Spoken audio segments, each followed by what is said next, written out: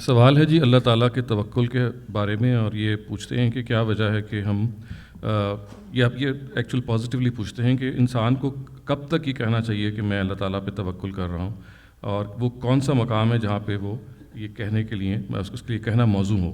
نیز وہ یہ بھی پوچھنا چاہ رہے ہیں کہ اگر ہم اللہ تعالیٰ پر اپنا بھروسہ اور توکل بڑھانا چاہتے ہیں تو اس کے لیے کیا کریں۔ آخری حصے کا جواب پہلے دے دیتا ہوں۔ اللہ تعالیٰ پر بھروسے کے لیے آپ اللہ پر اپنے ایمان کو زندہ رکھیں۔ اللہ ایک زندہ حقیقت کے طور پر آپ کے دل اور دماغ میں آئے۔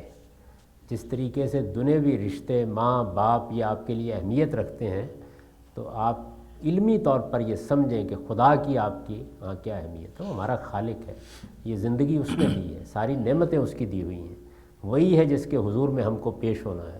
اسی نے بشارت دی ہے کہ اگر تم اپنے آپ کو پاکیزہ بنا کے آؤ گے تو میری جنت کے دروازے تمہارے لیے کھل جائیں گے۔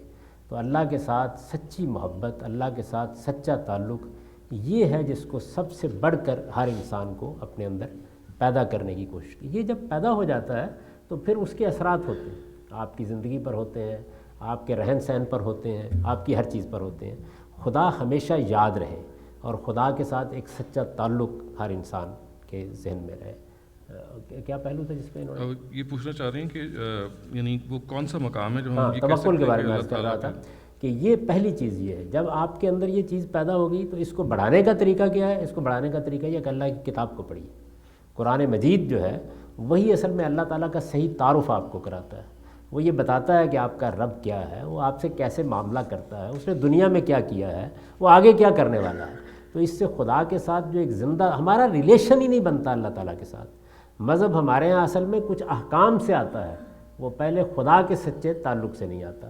جب یہ چیز پیدا ہو جائے گی تو آپ کو مجھ سے پوچھنے کی ضرورت نہیں رہے گی، پھر آپ کا سچا اعتماد، سچا بھروسہ اور توکل کس کو کہتے ہیں؟ بھروسہ، یعنی آپ کو اعتماد ہے کہ آپ کا رب آپ کو اکیلا نہیں چھوڑے گا، وہ آپ کی مدد کرے گا، وہ آپ کی اچھی باتوں کو قبول کرے گا، وہ آپ کے گناہوں کو معاف کرے گا، وہ بڑی رحمت فرمانے والا ہے۔ یہ توکل ہے۔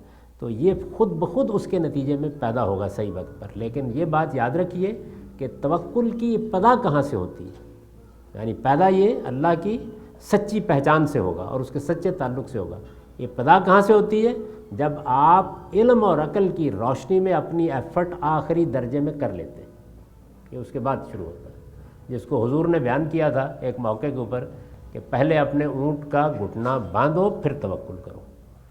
تو پہلے آپ کو کیا کرنا ہے؟ کوئی مسئلہ درپیش ہوا ہے، کوئی زندگی کی مشکل آ گئی ہے، آپ سب سے پہلے یہ دیکھیے کہ علم اور عقل کی روشنی میں آپ کو ایفرٹ کیا کرنی ہے۔ وہ ایفرٹ آپ آخری درجے میں کر دیں۔ مرض ہے تو آپ ڈاکٹر کے پاس جائیں گے، تشخیص کرائیں گے، علاج کریں گے۔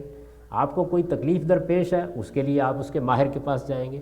آپ کو ملازمت ڈھونڈ رہے ہیں تو ظاہر ہے آپ اس چیز کا ہنر سیکھیں گے، اپلائی کریں گے، اس کے لیے جدوجہد کریں گے۔ اپنی طرف سے جو کچھ آپ کو کرنا ہے وہ پورا کرنے کے بعد اب معاملات اللہ پر چھوڑ دیں۔ اس کو توکل کہتے ہیں۔ توکل اس کو نہیں کہتے کہ میں نے تو گھر میں سویا رہنا ہے، میں توکل کر کے بیٹھا ہوا ہوں، اللہ میاں خود ہی آئیں گے اور اپنا کام کر کے چلے جائیں گے۔ یہ توکل نہیں ہے، یہ اللہ کے قانون کی خلاف ورزی ہے۔